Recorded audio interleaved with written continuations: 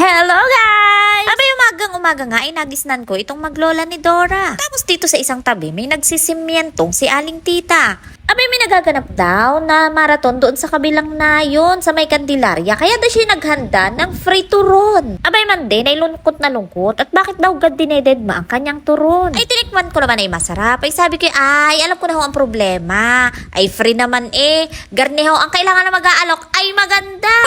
Halay siya. Buhat ang lamesa. At ako na yung bahala. Salamat. Sabi po. Oh, may kaunahan ito. Ilang taon na po kayo? Sino po kayo? Walang juhiya natin. Tara, takbo.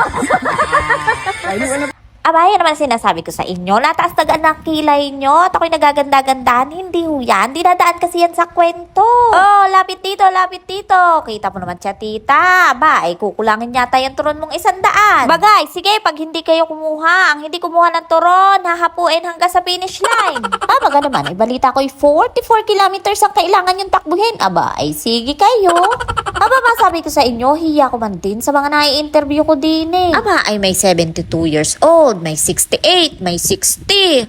Aba man din, ay pagkaya ako'y umidad ng ganyan, ay kaya ko pang kumaripas ng takbo. Ay, pagkaganting 30 pala ang ay hinahapo na sa takbong ilang metro. Bay, man din hindi lang naman mga runners ang nag-i-enjoy, pati rin mga marites sa tabi-tabi. Abay, enjoy na enjoy rin.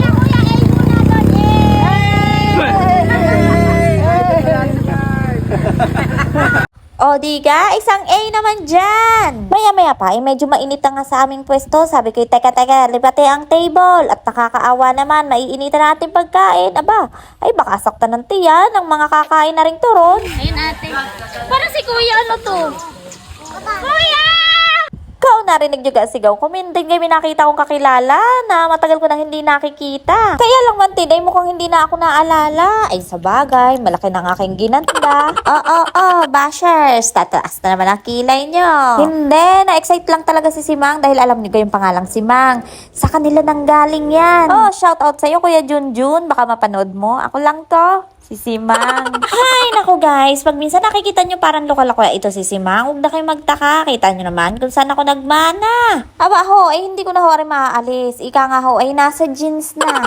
Hay, naku, sa dami-dami ba naman ang mamamana ko din sa aking tiya? Bakit ka naman na rin pa ipinamana sa akin yung pagiging luka? Aba man din ka ho pagkari ang kasama nyo. Ay, naku, ihanda nyo na't laging sasakit ang tiyan mo. Abay, sino ka magsasabi na aring isang areho ay matagal ng senior na? Abay ko, pag talaga naman sa kalukuhan ay talagang aring isang are ay hindi mo mauunahan.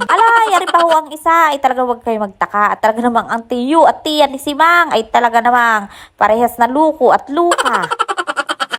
Ang marathon ho na ito ay event ng bayan ng Candelaria at baka kayo magtaka ay kami taga Sariaya ay bakit ka naman kami ay nakikisama pa nga. Abay maikwento ko ho sa inyo, sabi ng mga ilang runners, aba ay kababait pala ng mga taga Candelaria. Sabi ko hindi ho kami taga Candelaria, kami ho taga Sariaya. Aligar ni ho yun, aray bukod sa bago sa aming mga paningin, yung makitang may dumadaan na nagmamarathon na garin Abay kami ho nag-aabang baka may maligaw ho din ng artista. Char lang guys, ang tawag ho kasi dyan ay hospitality.